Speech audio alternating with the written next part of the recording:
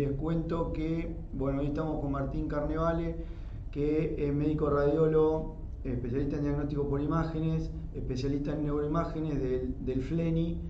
Se dedica a una gran parte de su trabajo es a pediatría, se dedica a ver pacientes pediátricos y entre otras cosas, justo ahora me enteré que hay un curso importante de tumores. Ahora contanos, Martín, un poquito, que es uno de los directores, Martín, también de ese curso tan importante que tiene el FLENI.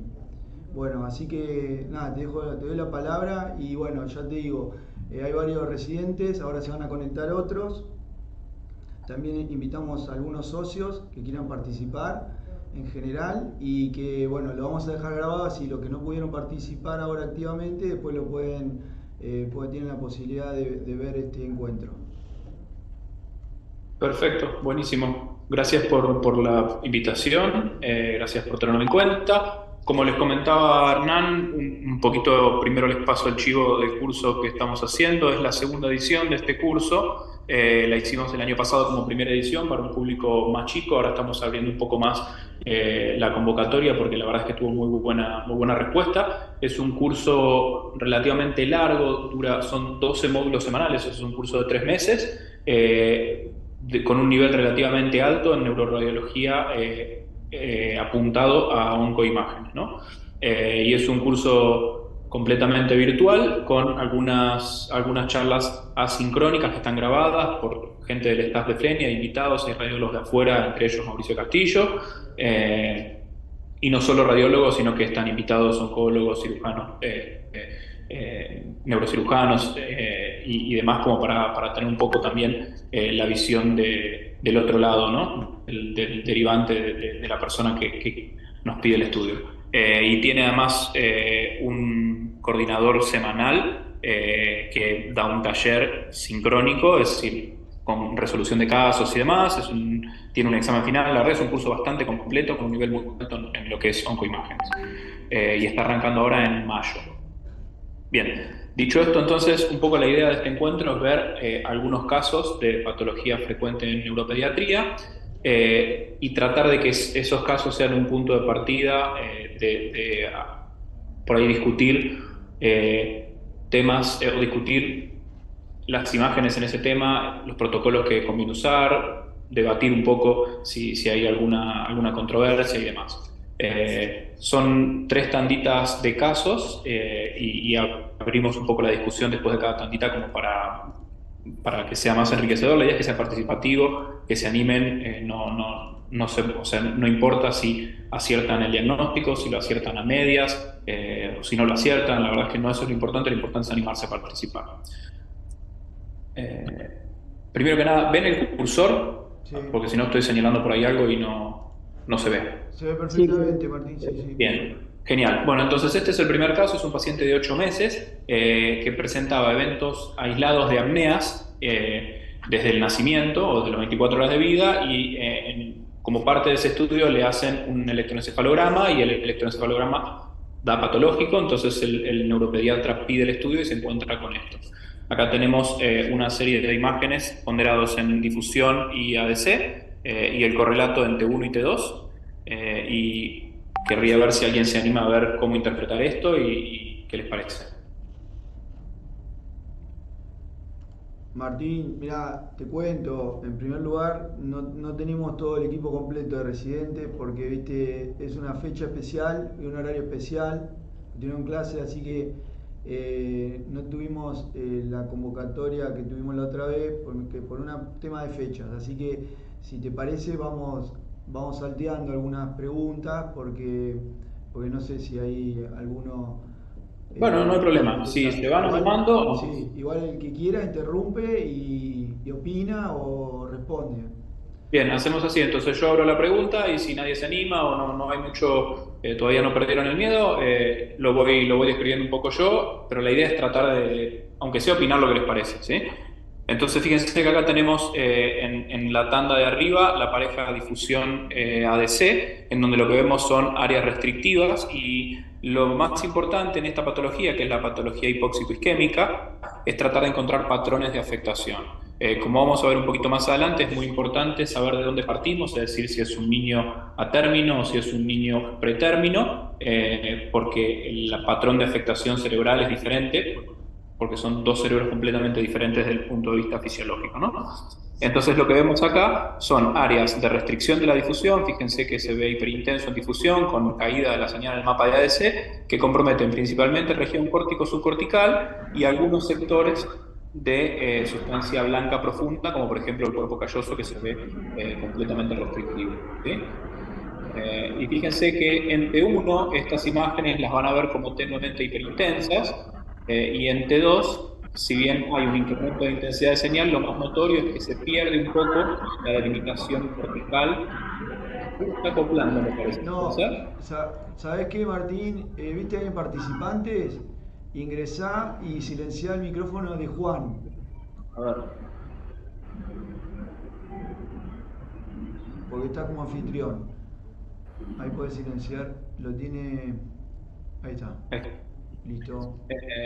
Entonces, fíjense que lo más notorio en T2 es lo que vemos, que lo que vemos es una pérdida de la señal normal en el paciente pediátrico que todavía no completó mielinización. Tenemos una señal inversa a lo que se ve normalmente, habitualmente en el adulto o en el niño completamente mielinizado. La mielina da una señal hipointensa respecto a la corteza en secuencias T2. En el no mielinizado es lo contrario, o sea que lo que vemos acá es sustancia blanca más clara que la corteza, y eso nos da algún grado de contraste cuando hay muy poca mielinización en sustancia blanca, como es el caso de este nene, que es normal para la edad, ¿no? Y lo que vemos acá son áreas en donde se pierde esa corteza, y esas son las formas de ver la afectación cortical en niños tan pequeños, ¿no? Entonces acá lo que tenemos es básicamente patología hipóxico-isquémica, que no estaba sospechada hasta que vimos el electroencéfalo, y el patrón de afectación compromete principalmente regiones córtico-subcorticales, que fíjense que particularmente afectan las zonas de transición, o sea, las áreas limítrofes, por ejemplo acá, y en este caso también algo de sustancia blanca profunda sin compromiso de estructuras nucleares profundas, ¿no? De la base. Entonces, un poco la interpretación es esa: paciente mayor a un año. Esto es importante porque, como les decía, fisiológicamente es muy diferente el cerebro del pretérmino, del término y del infante, que ya está cercano al año, digamos, y tiene entonces un patrón de afectación hipóxico-isquémica similar al del adulto, con un compromiso, sin compromiso de ganglio basal ni talámica, acá quedó y faltó el SIM, y tiene un daño cortical que respeta el córtex perirolámico, o sea que afecta a la corteza completamente por igual, y en este caso afecta a las zonas de transición entre territorios vasculares, que serían las zonas, las lesiones en watershed, que es lo mismo que sucede con el adulto cuando hay, por ejemplo, un paro, una isquemia o lo que fuera, ¿no? Fíjense, este otro ejemplo es un paciente de 7 días, es decir, este es un neonato también a término, que presentó aparentemente una doble circular de cordón con un APGAR bajo, requirió ARM, el paciente quedó arrefléxico con un electroencéfalo plano, o sea, parece haber clínicamente un compromiso muy importante, e imagenológicamente, ¿qué es lo que vemos? Bueno, si se animan, interrumpen, si no, sigo yo. Acá arriba tenemos difusión y ADC, abajo tenemos T1 y T2, y lo que vemos acá es un compromiso muy muy severo, en donde hay incremento de intensidad de señal de los ganglios de la base y de los tálamos. Particularmente lo que vemos en los neonatos es que siempre se afecta el sector posterior de los lenticulares y el sector dorsal de ambos tálamos. Se pierde la hiperseñal espontánea en T1 normal que se ve en el nacido a término, que corresponde al brazo posterior de cápsula interna, que ya está mielinizado al nacer, y esa señal se pierde, y entonces se ve al revés. En vez de verse esto blanco, se ve blanco lo de adelante y lo de atrás, ¿no? Y esto va a tener un correlato en el T2 como hiper o hiposeñal, dependiendo del momento. A los 7 días en general ya es hipointenso, y fíjense que la difusión ya no es tan restrictiva, pero sí es más, o sea, es difusamente hiperintenso todo, ¿no? Y fíjense que tenemos prácticamente abolidos los surcos, está muy, muy poco profundizado todo el patrón surcal, que eso está en relación al edema cerebral difuso. Entonces, la interpretación de esto corresponde a un paciente a término, neonato, 7 días, con un patrón de afectación, como se dice, patrón de afectación encefálico completo, que es cuando hay compromiso tanto de sustancia blanca profunda como de núcleos grises, como de corteza, y también lo que les comentaba, el borramiento de surcos con un edema cerebral difuso. Por ahí es el patrón más difícil porque es el más parecido a lo normal. Ahora les voy a mostrar algunas imágenes. Y cerramos con el último de los casitos de la tanda de hipoxia isquémica. Vemos algunos ejemplos de cómo tiene que verse la patología. Abrimos el debate si alguien quiere animarse a charlar, preguntar o conversar del tema.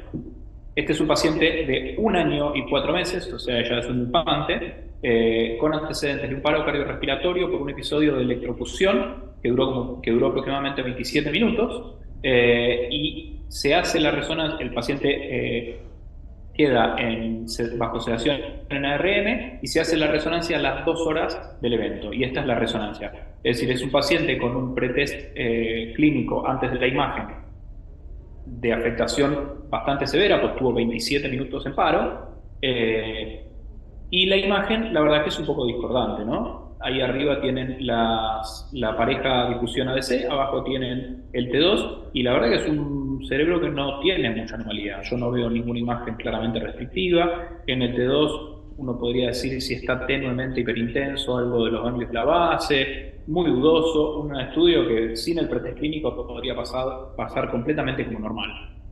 Con este pretest clínico y teniendo en cuenta que la resonancia se hizo muy cerca del evento, como vamos a ver más ahora adelante, que eso es bastante importante, el paciente se repite la resonancia a los 7 días y esto es lo que encontramos. Y fíjense que el panorama cambió muchísimo, ¿no? Fíjense que tenemos una restricción ahora sí bien clara de los ganglios de la base, particularmente de ambos lobos pálidos.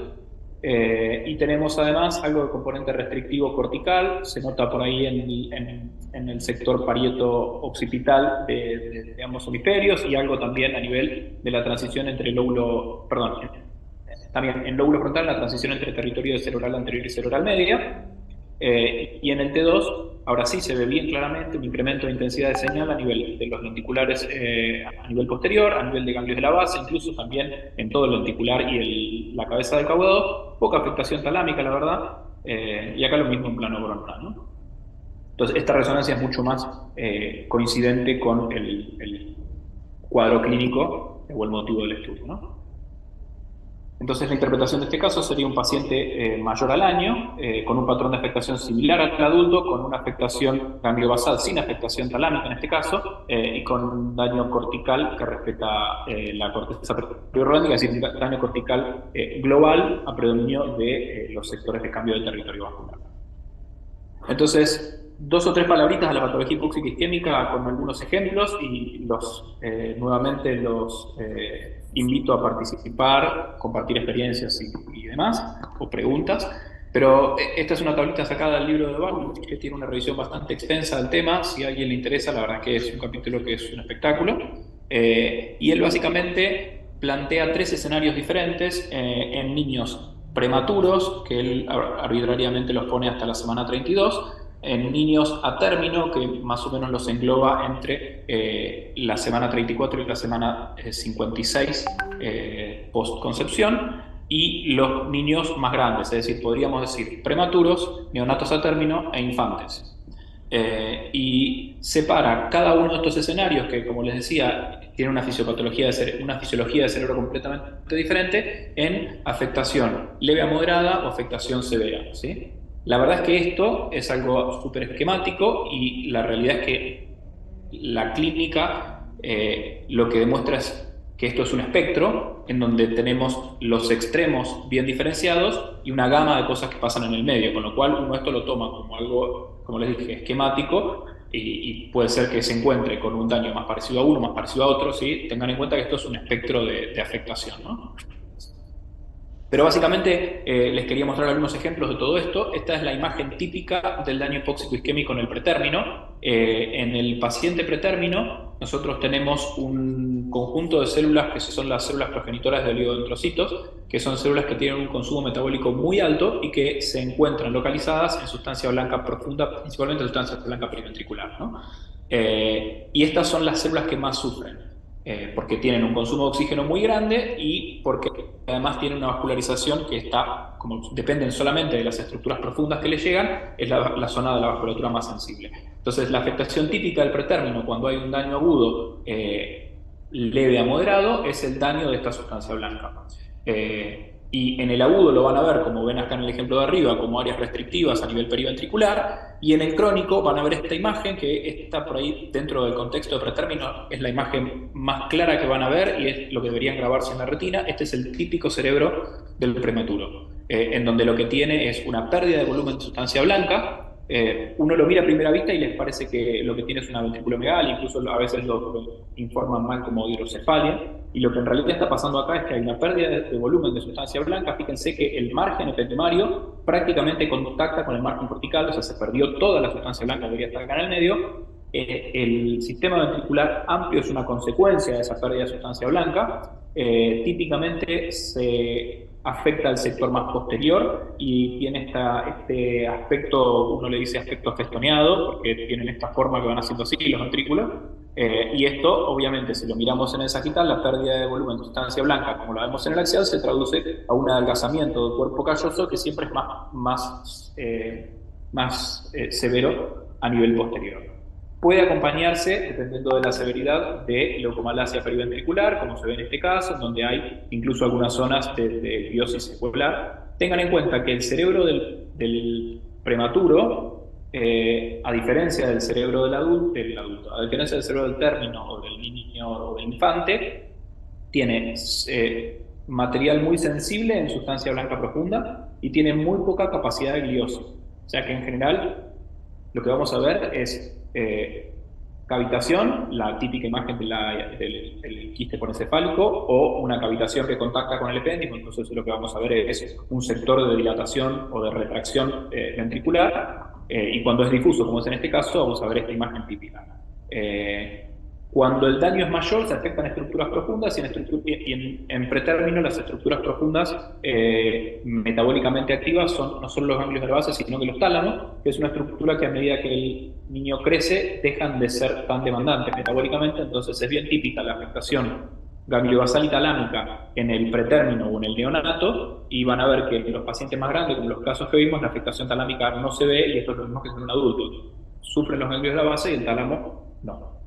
Y esto sería una afectación un poco menos, esto sería un patrón normal para que tengan para comparar, y fíjense que tenemos mucho más sustancia blanca, y la sustancia blanca puede tener un incremento de intensidad de señal, porque estas son las zonas que se conocen como zonas de mineralización terminal, y característicamente en plano coronal, estas zonas de intensidad de señal no contactan con el margen ependimario. O sea, hay una línea negra o hipointensa de seguridad, que es lo que me marca que esto no es una leucomalacia periventricular, sino que eso es un área de mineralización terminal. A diferencia de lo que vimos recién, el daño en el niño a término lo que va a afectar principalmente es a las regiones córtico-subcorticales cuando el daño no es tan severo, porque la autorregulación cerebral trata de preservar las estructuras profundas, y van a afectar a ganglios de la base y a tálamo cuando el daño sí es más severo. Hay una clasificación que es la que se usa en general para la evaluación después de la crioterapia, en donde se clasifican distintos grados dependiendo de qué es lo que se afecte, pero básicamente la idea es tener en cuenta eso, ¿no? Que la afectación es córtico-subcortical cuando es leve a moderado, y es profunda principalmente en ganglios de la base, y menos los tálamos cuando es severa. Mientras más infante o menos pretérminos y menos a término, perdón, sea el niño, la afectación profunda va a pasar de ser cuando es recién nacido ganglio basal y talámica a solamente ganglio basal. Y desde el punto de vista cortical, algo similar. Mientras más cercano estemos al neonato, la afectación va a comprometer a la corteza metabólicamente más demandante, que en el neonato es particularmente la corteza perirolámica. Y esta es la imagen típica en la secuela del daño de córtex perirrolándico en paciente pretérmino, en donde lo que van a ver es un daño selectivo a la corteza perirrolándica. Incluso cuando vemos, cuando vemos secuencias volumétricas T1, podemos ver el daño cortical y este patrón en forma de, le dicen de hongo, que se llama ulegiria, que en realidad lo que traduce es el daño dentro del giro, que es más profundo a nivel del cuello del giro que del domo del giro. Y da esta imagen en honguito, y este tipo de lesión es una lesión que frecuentemente es epileptogénica. O sea que uno podría entrar a estudiar esto por crisis y encontrar este patrón, y en realidad ahí, recabando, está el antecedente de algún problema neonatal, y en realidad es patología hipoxicogémica que se presenta como patología, como epilepsia, ¿no? Y a medida que el niño crece, deja de ser dominante el consumo metabólico de estructuras perirrolándicas, pasa a ser homogéneo en toda la corteza, y entonces las zonas que se afectan más típicamente, como las ven acá, son las zonas de transición de territorios vasculares, particularmente el sector lateral de polos occipitales y el sector anterolateral de polos frontales, ¿no? Es un poco lo que vimos en algunos de los casos. Este es el daño severo en pacientes a término, y es un poco lo que les comentaba antes. Fíjense que lo normal, que es lo que tenemos de este lado, es que haya una hiperintensidad de señal lineal entre el lenticular y el tálamo, que corresponde al brazo posterior de la cápsula interna, que en nacidos a término ya está mielinizado, al igual que toda la sustancia blanca del cerebelo o del tronco, ¿no? Y acá lo que vemos es el patrón inverso, ¿no? Fíjense que se pierde, o acá creo que mejor se pierde esa hiperintensidad de señal, y hay incremento de intensidad de señal en los lenticulares, particularmente en el sector posterior y en el dorso de los tálamos, y acá lo tienen en secuencia de difusión, ¿sí? Y cuando el daño es muy severo, que es el ejemplo similar al que vimos antes, lo que vemos es un edema cerebral difuso. Yo les puse acá de vuelta un cerebro normal de un paciente más o menos de la misma edad, y fíjense que hay un patrón surcal que se distingue, y acá está completamente perdido, completamente abolido, hay un edema cerebral difuso, hay una hiperintensidad de señal en difusión restrictiva difusa, con compromiso del córtex por completo, de las estructuras profundas, y hay una pérdida completa de la hiperseñal espontánea del brazo posterior de cápsula interna T1, ¿no? Y la evolución a cronicidad puede ser cualquiera de estas tres, ¿no? Esta es la típica evolución a cronicidad cuando el daño fue en el paciente muy cercano al término, que era lo que mencionábamos como cercano a la semana 34 o recién nacido, con daño de corteza perirrolándica y daño de corteza tálamo ganglio basal o tálamo lenticular. Y después este daño es cuando los pacientes, o cuando el daño sucede en pacientes un poquito más grandes, que es el mismo ejemplo que vimos en el paciente que había sufrido la electrocución, en donde hay un compromiso ganglio basal, sin compromiso talámico. Muchas veces el daño afecta también a los globos pálidos. Bueno, en este caso no hubo daño cortical. Y esta es la afectación más severa de todas, que se conoce como encefalomalacia multiquística, en donde es la evolución al daño o al patrón encefálico completo que vimos en la diapositiva anterior, en donde hay compromiso de estructuras profundas de toda la corteza, con mucha retracción parenquimatosa y mucha cavitación. Cerrando un poquito la patología hipóxico-isquémica, dos o tres conceptos que por ahí me gustaría destacar, y los invito de vuelta a que opinen, que hablen, que me interrumpan y digan. No sé si tengo que liberarle el micrófono a alguien que no esté pudiendo hablar. No, todos pueden hablar, Martín. Ok, sí. Bueno, entonces, cosas importantes a tener en cuenta al momento de interpretar una resonancia en sospecha de patología hipóxico-isquémica. Es muy importante saber la edad del paciente, si es un paciente pretérmino, es un paciente a término, o es un paciente un poquito mayor, año y medio, mayor del año, digamos, o entre 6 meses, un año o más.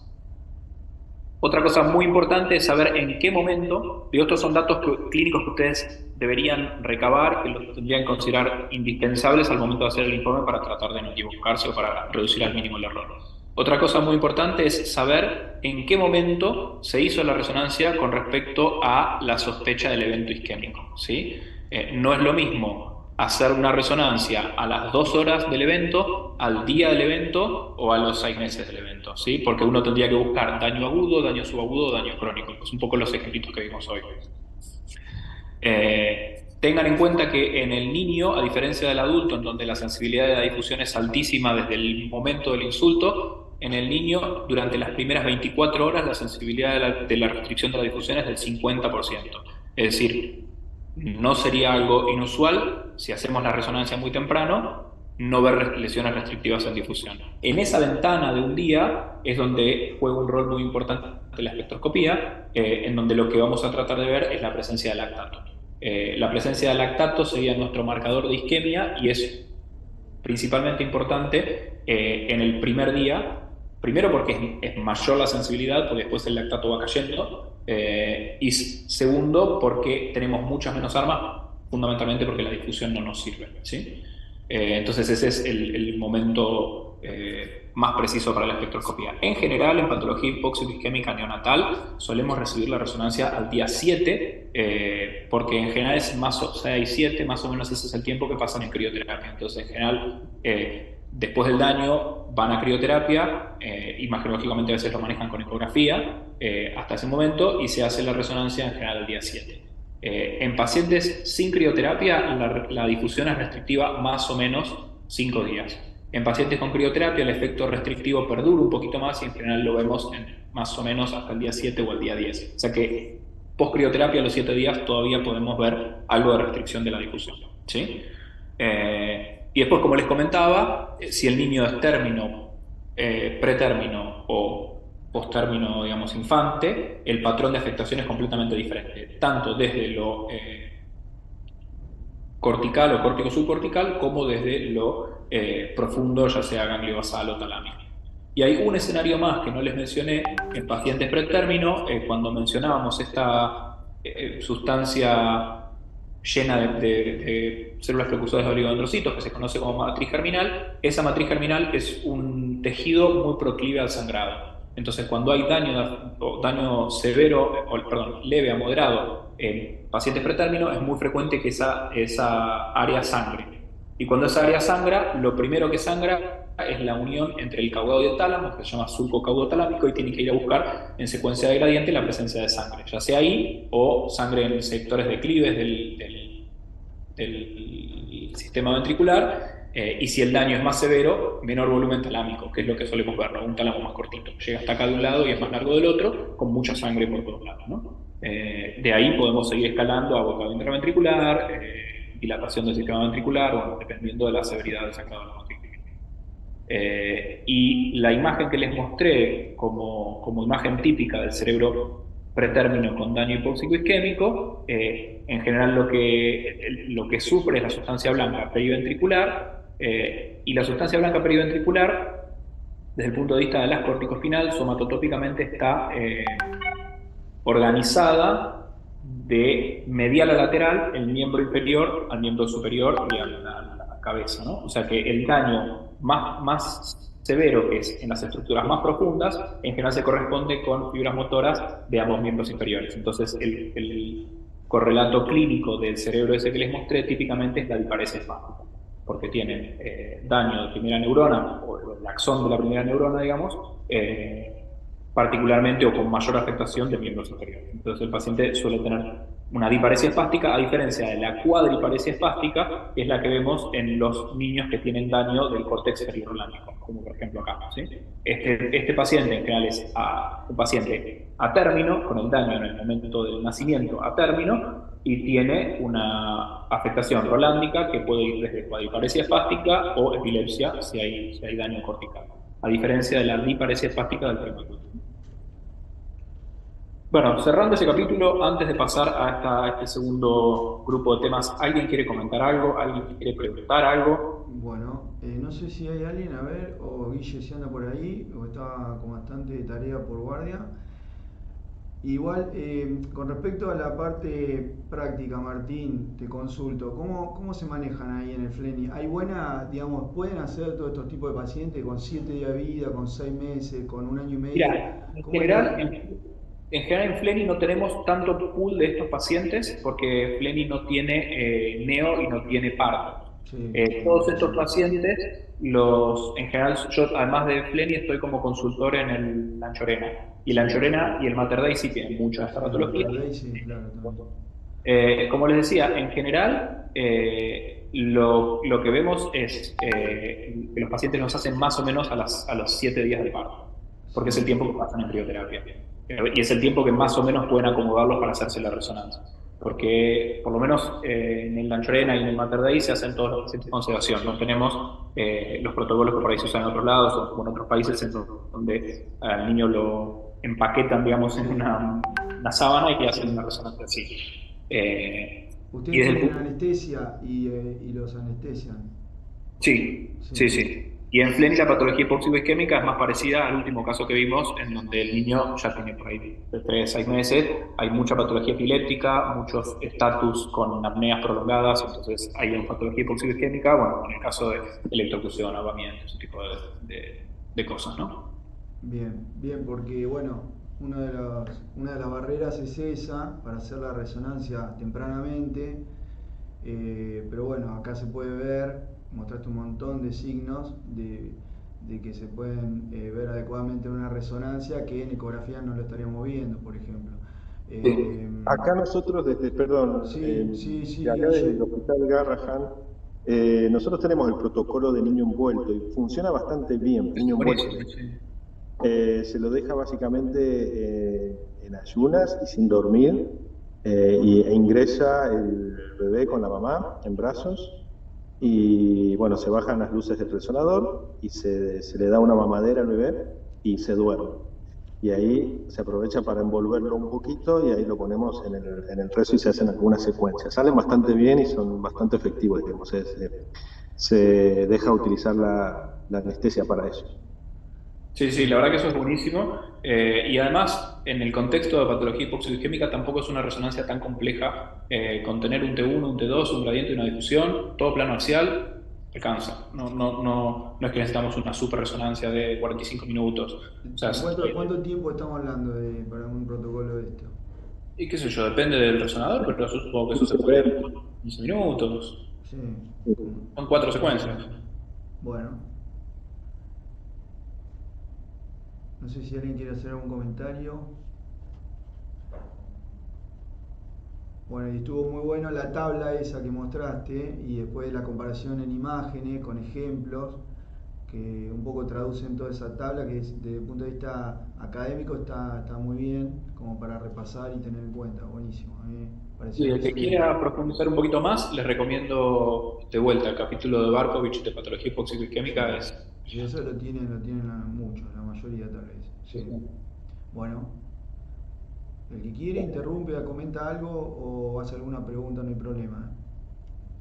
Bien, perfecto. Entonces, este es una segunda tandita de casos. Este es un paciente de 11 años con un cuadro agudo de cefaleas, de pérdida de agudeza visual, dolor retrocular bilateral y hizo un episodio convulsivo, se hace la resonancia y esto es lo que encontramos. ¿Alguien se anima a escribir? Si no, sigo hablando yo. Bien, tenemos estas secuencias, todas estas secuencias de acá son secuencia flare axial y tenemos dos cortes axiales con gadolinio y lo que vemos son lesiones focales que comprometen, digamos, en las que se ven acá con solamente sustancia blanca, con compromiso de sustancia blanca subcortical y profunda en este caso, compromiso de cuerpo calloso como el esplenio o el cuerpo, transición entre cuerpo y rodilla del cuerpo calloso, sustancia blanca subcortical y acá casi que sustancia blanca yuxtacortical. Y dentro de estas lesiones, dos por lo menos están marcadas en el ejemplo, que son esta de acá y esta de acá, tienen un patrón, tienen realce post-contraste con un patrón diferente. En este caso, un patrón nodular o nodulillar, redondito, y en este caso parece un patrón anular o semianular, ¿no? Anular hasta acá y esto después es corteza, ¿no? Acá se ve en el flare. Este flare es un flare hecho con contraste, así que también se ve más brillante en el realce, ¿no? Recuerden entonces que el paciente tenía no solamente la cefalea y el episodio convulsivo, sino que tenía pérdida de agudeza visual y dolor retrocular bilateral, así que se adquirieron además secuencias para evaluación de órbitas. Y lo que vemos acá, ¿alguien se anima a describirlo o seguimos? Pues les voy a ir dando la chance de caso a caso, ¿no? Por ahí en algún momento algunos se animan. Fíjense, estas son secuencias, la primera ponderada en STIR, la segunda ponderada en T1 con supresión grasa sin contraste, y esta es una secuencia de T1 con supresión grasa con contraste, ¿no? Fíjense, acá tenemos todas las estructuras de la región celular sin tinción y con tinción. Y lo mismo que, bueno, la mucosa nasal acá está más confusa, pero acá se ve bien claro, ¿no? Entonces lo que vemos acá es un incremento de intensidad de señal difuso que compromete prácticamente a todo el nervio óptico intraorbitario, o sea, una afectación longitudinalmente extensa del nervio óptico bilateral con realce post-contraste acá, y además acá lo tenemos en coronal. Lo que vemos es un componente dematoso bastante marcado del nervio, fíjense, que incluso parece haber incluso una impronta papilar en el polo posterior del globo. Parecen nervios ópticos muy, muy gordos, ¿no? Fíjense que no se ve prácticamente nada del líquido cefalorraquídeo dentro de la vaina. Y otro signo más que después vamos a ver que es bastante útil en este contexto es que no solo realza el nervio, sino que todo este componente inflamatorio tan marcado genera como una especie de realce a nivel de la vaina, donde se ve el nervio reforzando y la vaina que también realza un poco, ¿no? Fíjense, si comparan esta imagen con esta imagen, que se corta a la misma altura, fíjense que hay realce de la vaina. Recuerden cuando se enfrentan a patología de órbita o de nervio óptico, que normalmente el nervio óptico, como el nervio óptico es parte del sistema nervioso central, normalmente el nervio óptico no debería realzar nada con gadolinio, ¿sí? Tiene barrera hematoencefálica igual que el resto del tejido nervioso del cerebro. Y los músculos extraoculares captan con mucha intensidad de señal gadolinio. Entonces, cuando no tengan, como en este caso, una comparativa sin ningún contraste, lo que les va a dar la pauta es, si ustedes ven músculos blancos y nervio negro, eso es normal. Lo que no deberían ver es la misma intensidad de señal del nervio de los dos, ¿sí? Pues el nervio no refuerza. Y este es un caso, un companion case, un caso relativamente similar, para mostrarle otra forma de lo mismo, y después ya a ver si alguien se anima a decir cuál es la principal sospecha, ¿no? Fíjense que también tenemos afectación de sustancia blanca. Les quería mostrar que la forma de afectación de sustancia blanca, lo mismo que vimos en el caso anterior, no es focal lineal chiquitita, sino que son lesiones, les dicen o Claudio, Pachi o algodonosas, que son lesiones como más grandes, ¿no? Y que a veces tienen el realce, el patrón de realce que les mostré, pero también podemos encontrar este tipo de realce en donde también son áreas de realce parcheadas, de márgenes mal definidos, a veces una al lado de la otra, ¿sí? Y la afectación de columna, que no era el caso del paciente anterior, pero sí es el caso de este, en este tipo de patología se ve como lesiones longitudinalmente extendidas con un componente dematoso bastante grande, es decir, un cordón ensanchado si lo comparan con el resto del cordón de acá abajo, y que frecuentemente son muy extensas y muy marcadas en T2 o en STIR, pero no tienen captación de gadolinio aún en el agudo. No sé si alguien se anima a decir a qué grupo de patología les parece que corresponde esto. ¿Alguien se anima a algo? Volvemos para atrás. La verdad es que cuando uno ve estas imágenes como lesiones focales de sustancia blanca y con este tipo de patrón, lo primero que piensa es en el grupo de patologías desminimizantes, ¿no?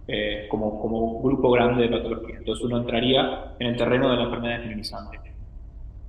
Y ahí básicamente hay tres grandes grupos de patología desminimizante, que serían la esclerosis múltiple de inicio pediátrico, la enfermedad por anticuerpos anti-MOG, que ahora le dicen MOGAD por las siglas, y la enfermedad, la neuromielitis óptica con anticuerpos positivos para antiapopolina 4. Y estos podrían tener una neuromielitis óptica seronegativa si no tienen ningún anticuerpo.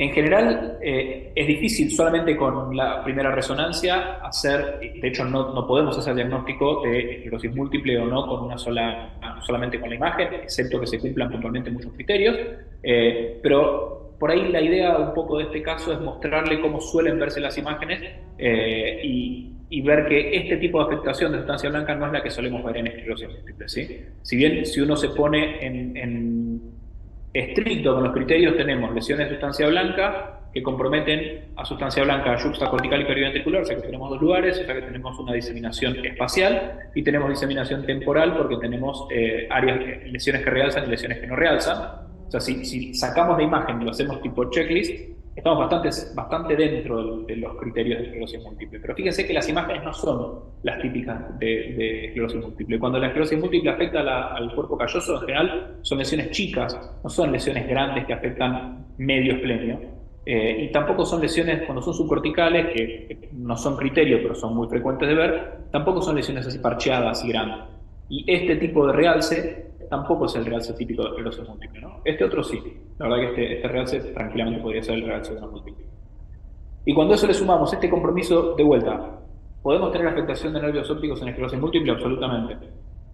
Pero no es así como se ve la neuritis óptica de la esclerosis múltiple. En general, la neuritis óptica de la esclerosis múltiple es una neuritis óptica de segmento corto, suele ser de un solo lado, o sea, no es sincrónicamente bilateral, y no tiene todo este componente inflamatorio que les mencionaba, con un nervio óptico que está rellenando por completo la vaina del nervio óptico, incluso realce de la vaina del nervio óptico o de la grasa perineural, ¿no? Perivaina, digamos. Y este es el patrón de afectación típico de la enfermedad por anticuerpos anti-MOG, por lo que ahora le dicen MOGAD o MOG Antibody Disease. Entonces, esta es la interpretación del caso. Y un poco es que se familiaricen con las imágenes de esta patología, que es una patología súper frecuente en niños, dentro del grupo. O sea, dentro de la patología desminimizante en niños, un gran porcentaje la representa esta entidad, y característicamente da eso, ¿no? Un compromiso de nervios ópticos bilateral tendiente a anterior, con mucho componente inflamatorio, lesiones de sustancia blanca de distribución similar a la esclerosis múltiple, pero de morfología diferente, y un compromiso de la columna de tipo mielitis longitudinalmente extendido, o sea que se excede los dos cuerpos vertebrales, con gran componente inflamatorio, pero con gran componente hematoso, digamos, pero sin ruptura de barrera. Y esto es un poco el resumen de lo que les venía diciendo. Estos son ejemplos nuestros, pero esta es una tablita que está sacada de un artículo de Radiographics, que también está bastante bueno y compara las tres entidades, para demostrar un poquito la diferencia de patrón de afectación. Si bien estas tres patologías comprometen nervio óptico, médula espinal, o pueden comprometer nervio óptico, médula espinal o cerebro, la forma de afectación es diferente. En la esclerosis múltiple son lesiones más pequeñas, a veces frecuentemente con patrón radiado respecto a los ventrículos. Podemos tener juxtacortical, que esta es muy parecida a la que hemos visto en el caso. La afectación de la médula espinal también es focal, suele ser paracentral, es decir, o paramediana, ¿no? Con afectación de sustancia blanca sin afectación del sector centromedular. Y el nervio óptico tiene afectación de segmento corto, frecuentemente intraorbitario, pero puede ser en cualquier momento, en cualquier lugar. Recuerden que cuando estudian órbita por patología de nervio óptico, los cortes coronales tienen que llegar hasta atrás del diafragma, porque hay patología que afecta al nervio óptico acá adelante, pero hay patología que le afecta acá atrás. O sea que no deberían cortar a vértice de órbita, que es lo que muchas veces nos hacen los técnicos, y hay que insistir a que sigan cortando hacia atrás hasta terminar el diafragma, por lo menos hasta el final del diafragma. Y estas son las imágenes bien típicas de esclerosis múltiple. Fíjense qué diferentes son a las imágenes de nuestro caso, en donde hay un compromiso medular longitudinalmente extendido, en donde hay lesiones más grandes y en donde el compromiso del nervio óptico es bilateral, con este componente inflamatorio que ya habíamos visto. Y la neuromielitis óptica por enfermedad antiacuaporina, que es una entidad que uno por algún motivo tenía en la cabeza que afectaba, por ahí por el nombre, ¿no? Pero afectaba nervio óptico y médula, y entonces dice, no, el cerebro no tiene que tener nada. Es frecuente que haya afectación de cerebro. Dentro de la afectación de cerebro podemos tener lesiones parcheadas grandes parecidas a las anti-MOG. En ese sentido, las lesiones de sustancia blanca entre MOG y anti-AQP4 pueden ser parecidas, pero es muy característico en este tipo de entidad, en la antiacuaporina, que haya daño de lo que se llaman órganos circunventriculares, que son los órganos que no tienen barrera hematoencefálica y que suelen estar alrededor de todo el sistema ventricular. Entonces lo que uno puede ver es en el FLAIR hiperseñal, que a veces es difícil de diferenciar de artificio, y cuando esta afectación se da en un sector particular del cerebro, que es este que está acá, que es el sector caudal del piso del cuarto ventrículo, lo pueden ver en sagital o a veces se da muy bien en axial, que este sector se llama el área póstrema, da un cuadro clínico muy característico, que es el síndrome de área póstrema, donde el paciente tiene vómitos incoercibles, y cuando les viene ese paciente con imágenes que les parece desminimizante y el cuadro de vómitos que son difíciles de manejar, tienen que ir a mirar específicamente esa área porque es una zona relativamente morfable, a veces no es tan grosero como esto y es más chiquitito, y eso les va a ayudar muchísimo para dar el diagnóstico. La afectación de nervio óptico también es muy frecuente que sea bilateral, a diferencia del MOUD, no tiene tanto componente inflamatorio y suele ser más posterior, con lo cual el quiasma puede afectarse y no tanto los nervios ópticos. Y a diferencia de la esclerosis múltiple, que en general, cuando resuelve prácticamente sin secuela el nervio óptico, esta deja mucha secuela en el nervio óptico y es muy frecuente ver en el paciente que ya tuvo un evento este patrón de adelgazamiento y hiperseñal difuso del nervio óptico como secuela del ataque anterior, ¿no? ¿Alguien se anima a hacer algún comentario? ¿Alguien tiene algo para agregar? ¿Preguntas?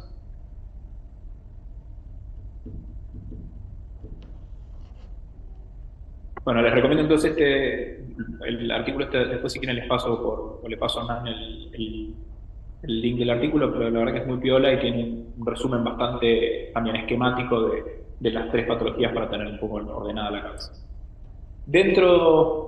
Bueno, no quiero spoilear el diagnóstico, así que vamos a ver este paciente y vemos si tiene algo que ver o no con el paciente anterior. Este es un paciente de 9 años de edad que consulta por pérdida de agudeza visual en el ojo derecho, de aproximadamente un mes de evolución, y además tiene cefaleas esporádicas. Con el mismo cuadro clínico parecido al paciente anterior, hacen un protocolo similar con una resonancia magnética del cerebro y de órbitas, y este es el resultado. Y lo que vemos acá es en la afectación los cortes de órbita vemos una afectación de nervio óptico del lado derecho, en donde el nervio está con mayor intensidad de señal que el contralateral, y fíjense que acá no teníamos captación de gadolinios, lo que les mencionaba, vemos el realce habitual de los nervios ópticos, de los músculos extraoculares y el nervio óptico sin captación. Esto es lo que tienen que ver normalmente. O sea que acá lo que teníamos era un daño del nervio óptico derecho sin captación de gadolinio, que por ahí va un poco de la mano de la evolución relativamente subaguda del cuadro, porque tiene un mes de evolución, ¿no?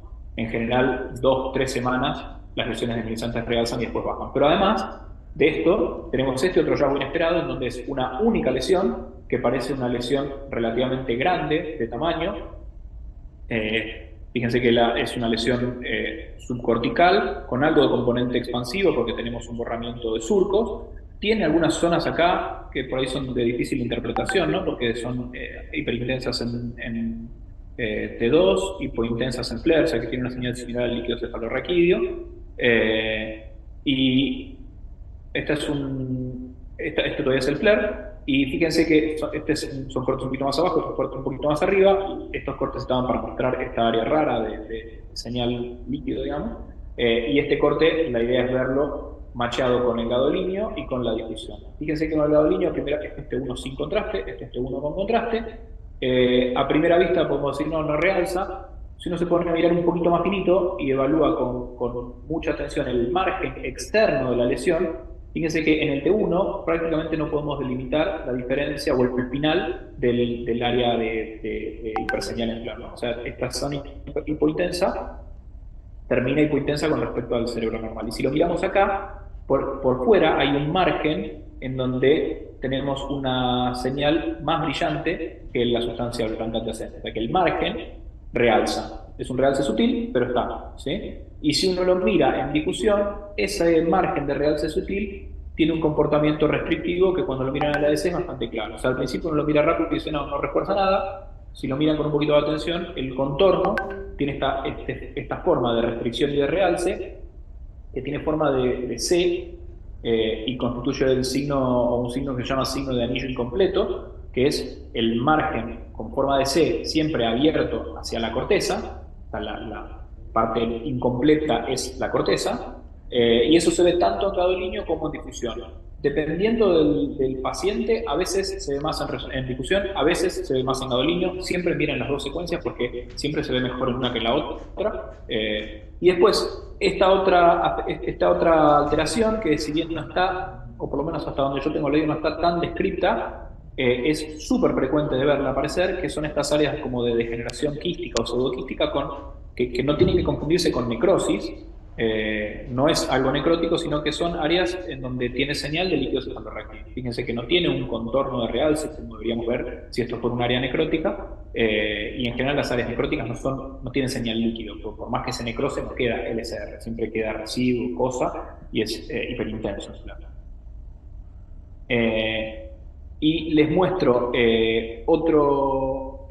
esta misma paciente con este estudio se completa con una resonancia de médula que es normal, se los puse acá, pero no tiene nada, y con espectroscopía de la lesión, con un voxel relativamente amplio, y este es el patrón espectroscópico que encontramos. Les puse de vuelta la lesión acá para que la vean. Se hizo al día siguiente, o sea, prácticamente está igual. Y lo que vemos en la espectroscopía, esto es un tiempo de eco corto y esto es un tiempo de eco intermedio, porque es 36 y 135, por ahí.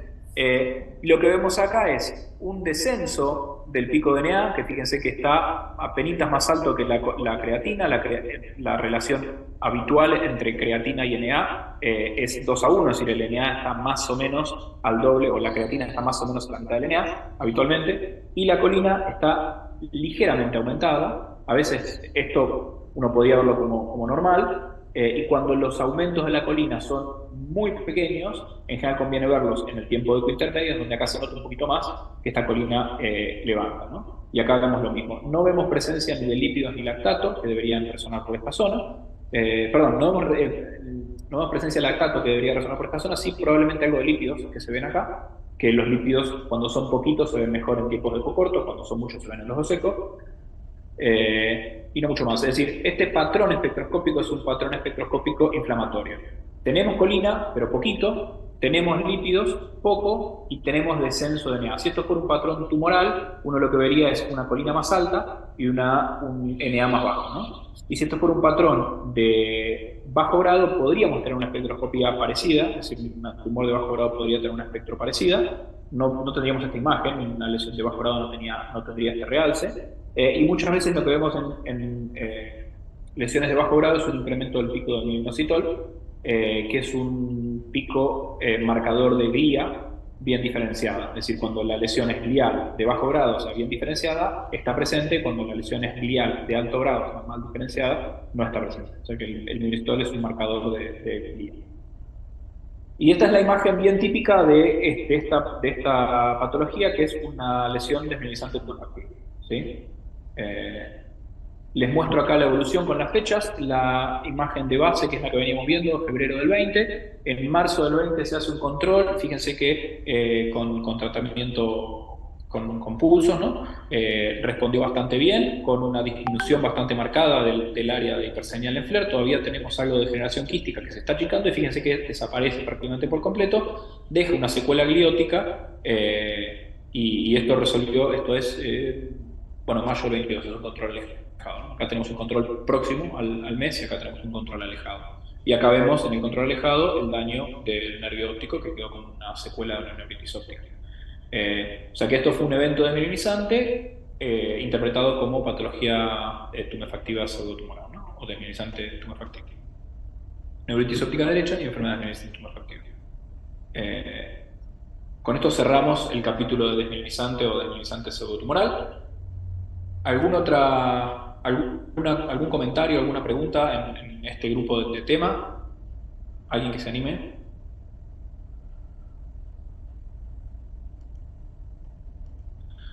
Bueno, creo que como puntos clave acá, 2 palabras del protocolo de... No sé cómo estamos de tiempo. 2 palabras del protocolo de enfermedades desmielinizantes. Siempre es muy importante poder ver FLAIR en corte axial y en plano sagital para poder evaluar el cuerpo calloso. Las lesiones del cuerpo calloso en axial son extremadamente obviables o no perceptibles, digamos.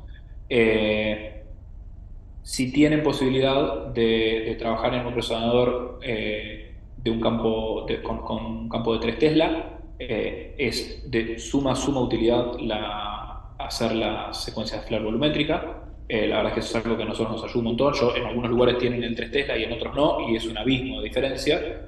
No solo por una cuestión de achicar tiempos, por decir, hago una sola secuencia y entonces con eso reconstruyo, qué sé yo. No solo para ver el sagital, porque uno podría decir hago axial y sagital, más o menos es lo mismo, sino para la evaluación comparativa, porque Cuando ustedes hacen una resonancia, si bien el técnico intenta angularla al plano del cuerpo calloso, siempre las angulaciones son un poquito diferentes. Y el poder machear dos volúmenes y tenerlo exactamente con la misma angulación hace que la comparación sea sumamente más fácil. Uno pasa uno a uno los cortes exactamente por el mismo plano, y entonces es mucho más fácil encontrar una especie de juego de las 7 diferencias, pero ir viendo qué lesión está y qué lesión no está. Si no, las secuencias quedan torcidas así, entonces las de acá adelante machean y las de atrás no, y hay que ir subiendo, bajando. Bueno, la sensibilidad para la detección de nuevas lesiones chiquititas, más que nada múltiple, en los controles evolutivos aumenta mucho con el volumen flare. En equipos 1.5 Tesla uno puede hacer volumen flare. La verdad es que es difícil que tengan buena definición, y entonces ahí hay que hacer el costo-beneficio de tener la secuencia 3D y cuán sensible es para la detección de lesiones, porque obviamente sale más ruidoso. Eso va a depender un poco del equipo que tenga. Uno dice 1.5, pero hay 1.5 muy buenos y 1.5 no tan buenos, dependiendo de los canales de la bobina, del tiempo que le pongan a la secuencia y un montón de otras yermas, ¿no? Y de vuelta, siempre que ustedes ven un cerebro y les parece que la lesión puede ser desminimizante, suele ser de utilidad hacer todo el neuro-EG. Si no tienen clínica visual, en general las órbitas no las hacemos, pero completamos con columna, porque más de una vez terminamos de definir patología desminimizante, porque las lesiones del cerebro sí, no puede que sean inespecíficas, pero tiene una lesión medular, y entonces ahí todos somos mucho más confiados en decir esto es una lesión de carácter desminimizante, ¿no? Bueno, no sé si hay algo más.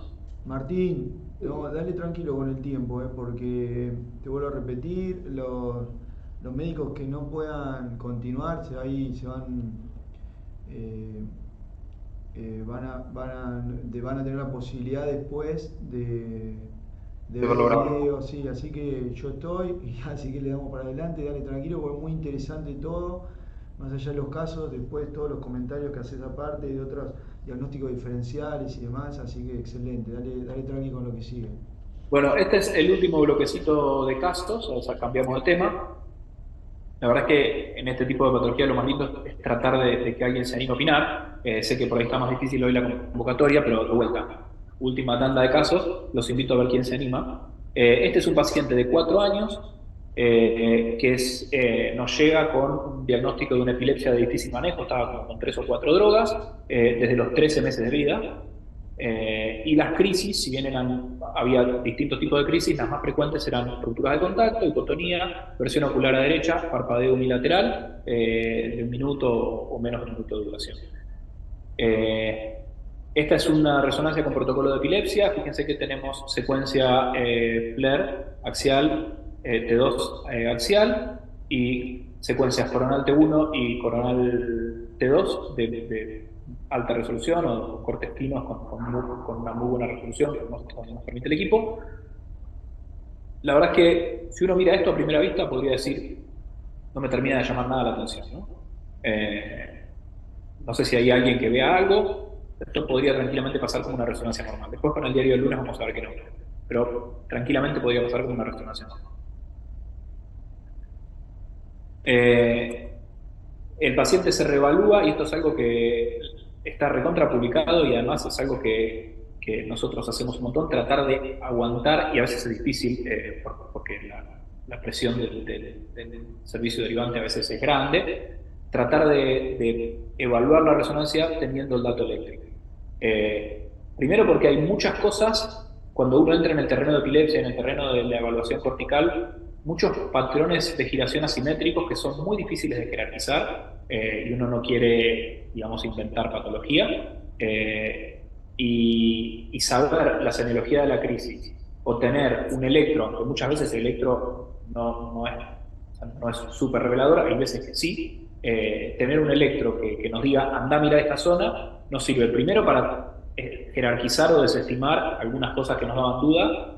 Cuando informan epilepsia hay mucho de esto del terreno de no sé si esto es algo o no es nada, y también para ir a mirar con mucho detalle algún área. Si el electro dice descarga, cuando dice tiene descargas focales, porque muchas veces tienen picos, onda, punta, polipunta, zaraza. Ok, cuando dice o tiene descargas sincrónicas y asincrónicas, frontotemporales bilaterales. Ok, la verdad que eso no me dice un montón. Cuando dice descargas focales, vayan a ver esa zona, porque cuando el electro dice es ahí, le tienen que prestar mucha atención. Pueden no ver nada, hay displasias, en general las displasias tipo 1 son displasias normales, la displasia sectoarquitectónica son displasias, por lo menos hasta ahora, al 3 Tesla, silentes a la resonancia muchas veces, pero muchas veces están, son sutiles y las ven cuando van a buscar específicamente la zona. Este fue el caso, acá les dejo el copy-paste y la conclusión del electro, trazado de base desorganizado, continuo, simétrico, pero les destaqué acá áreas centroparietales bilaterales, sincrónicas y asincrónicas y en línea media. Entonces acá fuimos a mirar específicamente en el volumen T1 la corteza de línea media o perilínea media. Y fíjense que lo que encontramos acá es un área, ahora se los voy a mostrar con mejor detalle, en donde la delimitación entre el margen de la sustancia gris y la sustancia blanca se pierde. Hay como un blurring, un borramiento de la delimitación o la delineación cortical, que en esta secuencia, que en este volumen T1 es muy buena, está específicamente hecho para tener la mayor cantidad de contraste entre el corte o la corteza y la sustancia blanca. Y cuando se encuentran con estas imágenes, siempre es muy importante verlo en los 3 planos, porque la corteza se pliega de manera medio anárquica o irregular, y muchas veces vemos volumen parcial de un corte tangencial a la corteza como un área que se pierde de limitación. Entonces, cuando vemos esto, fuimos específicamente a ver este punto en los 3 planos del espacio, y fíjense que esta alteración se repite y es consistente en los 3 planos, ¿no? Acá se ve lo mismo. Acá se ve lo mismo en el fondo del surco, la delimitación acá es muy muy clara y acá se pierde, ¿sí? Acá tenemos el área magnificada. Otra cosa que pueden hacer cuando las secuencias T1 son de buena calidad y son volumétricas es hacer estos desplegamientos corticales, que en realidad lo único que están haciendo es un plano curvo siguiendo la calota. Lo pueden hacer siguiendo la calota en plano sagital, les va a dar un desplegamiento así, en donde sirve muy bien para ver la línea media, y cuando lo hacen en plano coronal, siguiendo la calota en plano coronal, les va a dar una imagen así. Lo mismo que hacen para seguir el uréter en tomografía con el plano curvo, lo hacen en la calota, y tienen esta imagen. Y la verdad es que es muy útil, más que nada para ver un desplegamiento comparativo de la corteza, y fíjense que acá se ve muy claro, ¿no? La corteza acá tiene un límite muy muy preciso y acá se pierde. Esta es la imagen típica de una displasia cortical.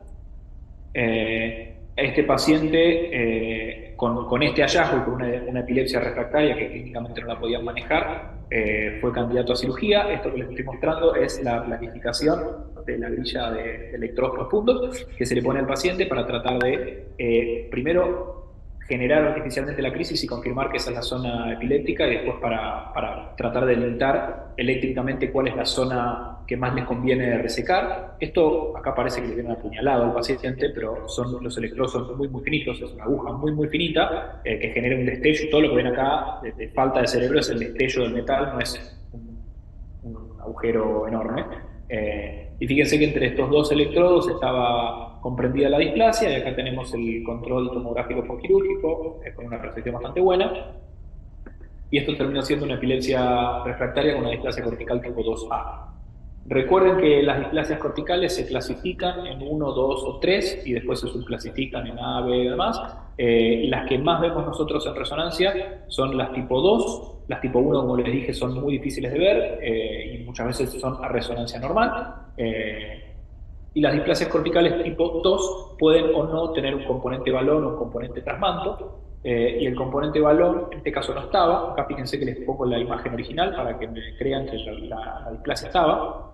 Súper viable. Por eso les decía que es importante ir a ver dónde les dice el electro, si les da alguna pista, y si no, tratar de ver cuáles son las zonas en donde más frecuente vemos displasias, que muchas veces son las zonas así de convexidad perirolándica, muchas veces son a nivel de la ínsula en estos sectores, y obviamente ver patología hipocampal, que en este caso no había. Y les comentaba que cuando las displasias son tipo 2A, no tienen ese componente trasmanto, entonces en el FLAIR son displasias que son relativamente silentes, como en este caso, y uno las ve muy bien en el T1.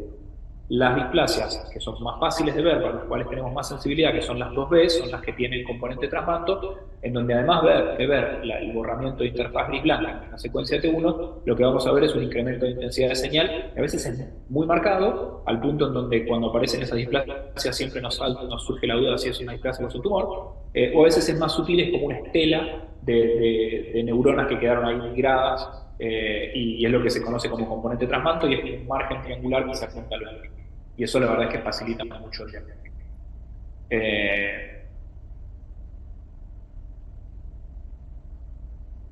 Y antes de pasar al último caso, 2 o 3 palabras del protocolo de epilepsia. No sé si alguien tiene algún comentario, pregunta sobre cómo estudiaron epilepsia, pero quería tomarme 2 minutos para hablar de eso. Si alguien tiene algo que decir, este es el momento. Ok, en general, el protocolo de epilepsia es de los protocolos más largos y que más tiempo nos demandan adentro del resonador. Y es realmente la patología, o sea, la resonancia en epilepsia, los hallazgos suelen ser muy sutiles y es muy importante tener un buen protocolo y tener buenas secuencias. O sea, esta no es la patología para intentar ahorrar, ¿sí? O escatimar. Acá hay que jugarse con el todo. En general, lo que a nosotros, o por lo menos el protocolo que usamos nosotros, si tenemos un resonador 3 Tesla, tratar de ir a 3 Tesla. Si pueden hacer una secuencia FLAIR volumétrica, es de bastante ayuda, que es lo que nosotros tenemos acá. Este es un FLAIR volumétrico que tiene una muy buena diferenciación cortical, una sustancia blanca bien oscura y homogénea que cuando deja de estar se nota. En estos casos, cuando los cortes son finitos, lo que está también descrito que aumenta la sensibilidad es hacer una especie de lo que antes se llamaba doble inversión recuperación o doble IR. El doble IR era una secuencia que se puso de moda en un tiempo en donde eran 2 pulsos de inversiones, se anulaba o se suprimía el líquido cefalorraquídeo como el FLAIR, y se anulaba y se suprimía la sustancia blanca, y solamente quedaba la corteza. Después la verdad que perdió un poco algunos lugares lo siguen haciendo, perdió un poco de auge, pero uno lo que puede hacer con estas secuencias cuando son volumétricas es cerrar la ventana hasta que la sustancia blanca se pone prácticamente negra y recorrer la corteza. Y realmente cuando hay displasias corticales lo que vemos es que la corteza se pone más gruesa, se pone más brillante, y eso lo usamos a punto de partida de ir a mirar y a apuntar todos los misiles ahí con todas las secuencias diferentes, ¿no? Parecido a lo que hacen con la ventana de strobe cuando ven una CB en la tomografía. Y después es muy importante la secuencia volumétrica T1. En general a nosotros nos gusta hacerla en plano coronal, si bien uno dice que los volúmenes son isovolumétricos y que pueden verlos en distintos planos de distintas maneras. La realidad es que el plano en donde adquieren es donde mejor se ve. Y la patología de epilepsia tiene mucha afectación temporal, y el temporal se ve mucho mejor en coronal, así que nosotros hacemos el barrido coronal. En los volúmenes es importante barrer todo el cerebro en el volumen T1, porque podemos tener patología epicampal, pero podemos tener patología en otro lugar. Entonces hacemos un volumen T1 que abarque desde calota hasta calota, de adelante para atrás. Va a demora tiempo, hay que hacerlo, ¿sí? El hipocampo, nosotros la verdad es que lo delimitamos mucho mejor en secuencias T2. Hacer secuencias T2 de alta resolución es mucho más fácil que hacer secuencias FLAIR de alta resolución. El FLAIR es una secuencia anatómicamente mala, entonces la secuencia coronal T2 de alta resolución también les diría obligatoria. Acá no hace falta barrer todo el cerebro porque de vuelta se hacen estudios largos, se hacen secuencias largas, pero en general deberíamos barrer desde amígdala, desde adelante de amígdala, o sea, por delante del hipocampo, incluyendo amígdala. Las asimetrías de tamaño amigdalinas o displasias amigdalinas también son súper frecuentes y son causa de patología de epilepsia que hay que ir a mirar, y barrer el hipocampo hasta atrás. Deberíamos lograr una buena definición anatómica al punto de poder ver la configuración interna del hipocampo, que es decir, ver dentro del hipocampo lo que es corteza de la sustancia blanca que está metida, enrollada y adentro. Esa sería una buena secuencia T2. Pero de vuelta, son secuencias caras. Si tienen un FLAIR volumétrico, como no es nuestro caso, no hacemos FLAIR coronal, sino que vemos la señal del hipocampo en coronal. Si no lo tienen, también les recomiendo ver también les recomiendo hacer un coronal FLAIR. Por ahí hay no de tanta resolución. Lo único que están tratando de buscar ahí es si hay o no hiperseñal en el contexto de una esclerosis temporal mesial. O sea que ahí no hay que hacer una secuencia tan cara. Y respecto al volumen, que eso es algo que uno ve en muchos centros y por ahí quería darles mi opinión, el volumen T1 para evaluación cortical se tiene que hacer sin contraste. Porque es muy frecuente cuando ven una resonancia que hagan el volumen y piden. La mayoría de los protocolos de epilepsia los piden sin contraste, pero muchas veces los piden con. Y uno está tentado de hacer todo el protocolo de epilepsia y el volumen T1 posgado. Con ese volumen T1 posgado no podemos evaluar la corteza al detalle de las displasias que estamos buscando acá. Entonces, en general, lo que nosotros hacemos es o hacen todo el protocolo de epilepsia como si no tuviera contraste, con el volumen sin contraste, y después hacen un plano axial con contraste para cumplir, porque en general la patología epiléptica no tiene nada, siempre y cuando no haya tenido nada en la resonancia sin contraste, o hacen el volumen T1 post-contraste o los planos de que hagan T1 post-contraste y va a ser largo.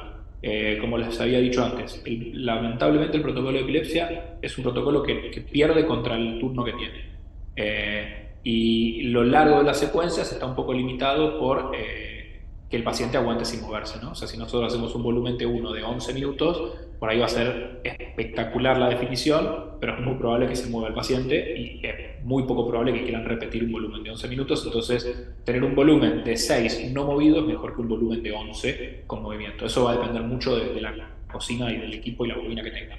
Pero digo, el concepto es, acá hay que gastarlo todo en el protocolo de epilepsia. Más que nada en el volumen T1 y en las secuencias coronal T2. Y no se olviden, como último punto del protocolo, algo que para mí debería ser protocolo en todas las resonancias del cerebro, pero hay lugares que no se manejan así, mirar el gradiente. Porque no va a ser la primera vez en donde ven un cerebro que no tiene nada y cuando están por cerrarlo le pegan una mirada de gradiente y hay un cavernoma chiquitito cortical y ahí tienen la epilepsia, ¿sí? O sea, algo que puede pasar y es muy terrible comérselo porque es algo que debería ser de muy fácil diagnóstico. Y por último les dejo este último casito, también dentro de epilepsia, más por lo lindo del caso, por lo lindo de las imágenes que por la dificultad del diagnóstico, pero este es un paciente de 7 años con déficit intelectual, retraso del neurodesarrollo, un montón de crisis, en este caso la mayoría eran crisis mioclónicas con ruptura de contacto, pero bueno, un montón de crisis de difícil manejo, y cuando se hace la resonancia esto es lo que encontramos. Última oportunidad para que se animen a arrimar un diagnóstico, que es lo que les llama la atención. ¿Algún variante? Bueno, fíjense sí. Perdón, la alteración de la señal que se ve en la sustancia blanca. Exactamente, ¿sí? Lo que vemos acá es, fíjense que la sustancia blanca, que en T2, en un paciente de 7 años, paciente recontra mielinizado, ¿no? En un T2 la sustancia blanca debería ser negra con respecto a la corteza, o sea, esto es sustancia blanca normal, y hay una zona de sustancia blanca de diferente señal. Y fíjense que si la miramos en todas las secuencias, en esta secuencia es parecida a la corteza, en esta secuencia es parecida a la corteza, en esta secuencia, que es la difusión, es parecida a la corteza. Esta, que es el flare, es parecida a la corteza. Y lo mismo acá, ¿no? Y esta imagen, una vez la vieron siempre, es la imagen típica de la heterotopía en banda. Es toda una banda de neuronas heterotópicas subcorticales en pacientes que tienen, en general son pacientes con epilepsia y pacientes que no solo tienen crisis, sino que tienen como este, ¿no? Déficit intelectual, retraso del neurodesarrollo. Son pacientes clínicamente mal, digamos, no son pacientes normales con crisis frecuentes o esporádicas, ¿no? En este caso no había compromiso del patrón de esquivación cortical, porque los surcos están bien formados, pero es muy frecuente encontrar esta heterotopía en banda asociado al grupo de patologías de agiria, paquigiria o lisencefalia, ¿sí? En este no es el caso, pero bueno, también se ve en ese contexto. Así que la interpretación de esto fue epilepsia refractaria con una heterotopía en banda. Este creo que fue el último caso. Les agradezco de vuelta por haberme invitado. Si les interesa la parte de onco, es de niños y de adultos, no está separado, pero si les interesa la parte de onco, les recomiendo mucho el curso este que está por comenzar, porque la verdad es que la experiencia anterior estuvo buenísima. Si tienen alguna duda, consulta, lo que quieran, les dejo mi mail para que me escriban sin ninguna duda. Bueno, no sé si alguien quiere hacer algún comentario a modo de cierre. Sí, ahí no sé si está Guillermo para cerrar. No, Guillermo tenía consultorio y bueno, tengo que ir. Pobre Guille. Bueno, Agustín, muy bueno ahí tu observación y tu participación, gracias. Gracias. Y bueno, Martín, desde ya, espectacular todo. Gracias.